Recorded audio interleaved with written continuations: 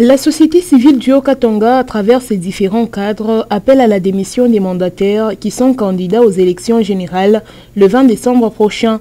Il s'agit d'une conséquence logique liée aux dispositions de la loi portant organisation des élections à RDC. La démarche de la société civile voudrait que les postulants aux élections de décembre 2023 puissent démissionner avant d'aller en campagne électorale.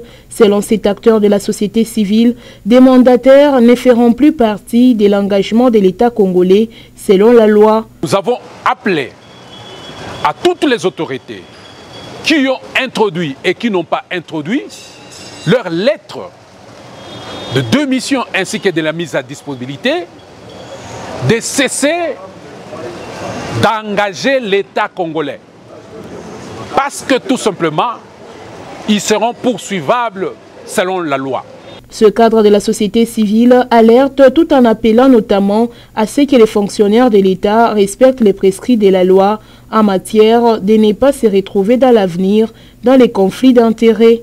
Nous constatons que ceux-là qui ont les mandats publics, ceux qui sont les gestionnaires actifs ne l'ont pas encore déposé et nous présumons qu'ils utilisent les moyens de l'État. Et là, on viole la loi électorale et heureusement, avec les innovations de la loi électorale, il faudra maintenant les challengers de ces candidats puissent documenter tous ces cas et aller solliciter l'invalidation. Il est stipulé que tout mandataire sans lettre de démission ni accusé de réception tel que demandé par l'État congolais sera considéré comme une désertion après élu.